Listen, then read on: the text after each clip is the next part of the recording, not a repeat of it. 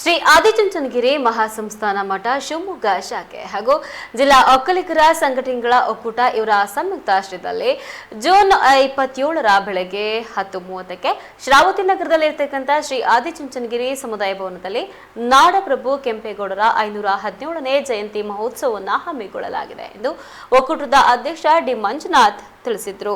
ಅವರು ಇಂದು ಸುದ್ದಿಗೋಷ್ಠಿಯಲ್ಲಿ ಮಾತನಾಡಿ ಶ್ರೀ ಪ್ರಸನ್ನನಾಥ ಸ್ವಾಮೀಜಿ ಸಾನ್ನಿಧ್ಯ ವಹಿಸಿ ಸಮಾರಂಭ ಉದ್ಘಾಟಿಸುತ್ತಾರೆ. ಇನ್ನು ಶಿವಮೊಗ್ಗ ಶಾಖಾ ಮಠದ ಶ್ರೀ ನಾದಮಯಾನಂದ ಸ್ವಾಮೀಜಿ ಉಪಸ್ಥಿತರಿರುತ್ತಾರೆ ಎಂದರು. ಇನ್ನು ಮುಖ್ಯ ಅತಿಥಿಗಳಾಗಿ ಎಂಎಡಿಬಿ ಅಧ್ಯಕ್ಷ ಆರ್ ಎಂ ಮಂಜುನಾಥ್ ಗೌಡ, ರಾಜ್ಯ ಜವಳಿ ಮೂಲ ಸೌಲಭ್ಯ ಅಭಿವೃದ್ಧಿ ನಿಗಮದ ಅಧ್ಯಕ್ಷ ಚೇತನ್ ಕೆ ಗೌಡ, ಸುಡಾ ಅಧ್ಯಕ್ಷ ಎಚ್ ಸುಂದರೇಶ್, ಕಾಡಾ ಅಧ್ಯಕ್ಷ ಡಾಕ್ಟರ್ ಅಂಶುಮಂತ್, ಇನ್ನು ದಾವಣಗೆರೆ ವಲಯ ಪೊಲೀಸ್ ಮಹಾನಿರ್ದೇಶಕ ರವಿಕಾಂತೇಗೌಡ ಹಾಜರಿರುತ್ತಾರೆ ಎಂದು ತಿಳಿಸಿದರು. ಆದಿಚುಂಚನಗಿರಿ ಮಹಾಸಂಸ್ಥಾನ ಮಠದ ಪ್ರಧಾನ ಕಾರ್ಯದರ್ಶಿಗಳಾದ ಪೂಜ್ಯ ಶ್ರೀ ಶ್ರೀ ಪ್ರಸನ್ನನಾಥ ಸ್ವಾಮೀಜಿಯವರು ನೆರವೇರಿಸಿಕೊಡಲಿದ್ದಾರೆ. ಹಾಗೆಯೇ ಶಿವಮೊಗ್ಗ ಶಾಖಾ ಮಠದ ಶ್ರೀ ಶ್ರೀ ನಾದಮಯಾನಂದನಾಥ ಸ್ವಾಮೀಜಿಯವರು ನಮ್ಮ ಜೊತೆಯಲ್ಲಿ ಉಪಸ್ಥಿತರಿರ್ತಾರೆ. ಹಾಗೆಯೇ ಈ ಒಂದು ಕಾರ್ಯಕ್ರಮದ ಅಧ್ಯಕ್ಷತೆಯನ್ನು ಜಿಲ್ಲಾ ಒಕ್ಕಲಿಗರ ಸಂಘದ ಅಧ್ಯಕ್ಷರು, ಯುವ ನಾಯಕರಾದ ಶ್ರೀ BA ರಮೇಶ್ ಹೆಗಡೆಯವರು ಅಧ್ಯಕ್ಷತೆಯನ್ನು ವಹಿಸ್ತಾರೆ.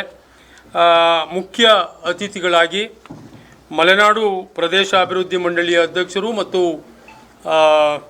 DCC ಬ್ಯಾಂಕಿನ ಅಧ್ಯಕ್ಷರಾದ RM ಮಂಜುನಾಥ್ ಗೌಡರು ಭಾಗವಹಿಸ್ತಾ ಇದ್ದಾರೆ.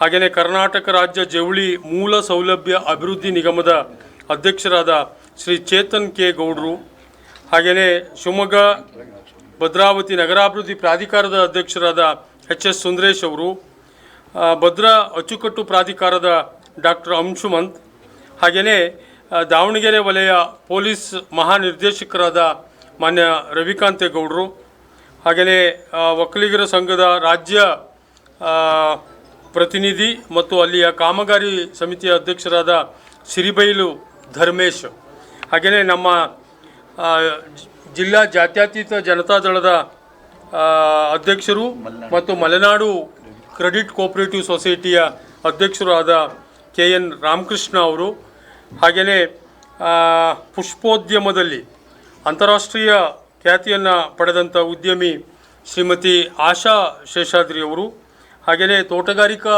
ಇಲಾಖೆಯ ಜಂಟಿ ನಿರ್ದೇಶಕರಾದ AB ಸಂಜಯ್ ಅವರು, ಆಹಾರ ಇಲಾಖೆಯ ಉಪನಿರ್ದೇಶಕರಾದ ಸತೀಶ್ D ಅವರು, ಹಾಗೆಯೇ ಜಿಲ್ಲಾ ವಕೀಲರ ಸಂಘದ ಅಧ್ಯಕ್ಷರಾದ ರಾಘವೇಂದ್ರ ಅವರುಗಳು ಈ ಕಾರ್ಯಕ್ರಮದಲ್ಲಿ ಭಾಗವಹಿಸ್ತಿದ್ದಾರೆ. ಭಾಳ ಮುಖ್ಯವಾಗಿ ಕಾರ್ಯಕ್ರಮದಲ್ಲಿ ನಮ್ಮ ಯುವ ವೇದಿಕೆಯ ಪದಾಧಿಕಾರಿಗಳು ಮತ್ತು ಎಲ್ಲ ಸಂಘಟನೆಗಳ ಸದಸ್ಯರ ಜೊತೆಯಲ್ಲಿ ದ್ವಿಚಕ್ರ, ತ್ರಿಚಕ್ರ ಮತ್ತು 4 ಚಕ್ರ ವಾಹನಗಳ ರಾಜಬೀದಿ ಉತ್ಸವವನ್ನು ವ್ಯವಸ್ಥೆ ಮಾಡಲಾಗಿದೆ.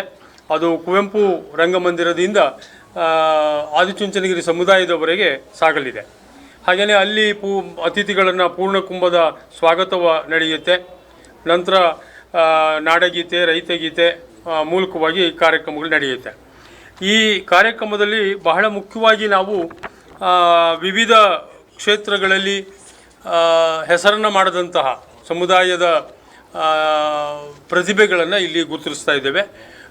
ಮುಖ್ಯವಾಗಿ 10ನೇ ತರಗತಿಯ ಪರೀಕ್ಷೆಯಲ್ಲಿ 600ಕ್ಕೂ ಹೆಚ್ಚು ಅಂಕ ಪಡೆದಂಥವರು ಇಡೀ ಜಿಲ್ಲಾದ್ಯಂತ ಎಲ್ಲರನ್ನ ಕರೆದು ಅವರನ್ನು ಗೌರವಿಸ್ತಾ ಇದ್ದೇವೆ. ಹಾಗೇ ಪದವಿ ಪೂರ್ವ ಕಳೆದ ಪರೀಕ್ಷೆಯಲ್ಲಿ ಅತಿ ಹೆಚ್ಚು ಅಂಕ ಪಡೆದ ಮಹಿಳಾ ಸಂಘ, ಒಕ್ಕಲಿಗರ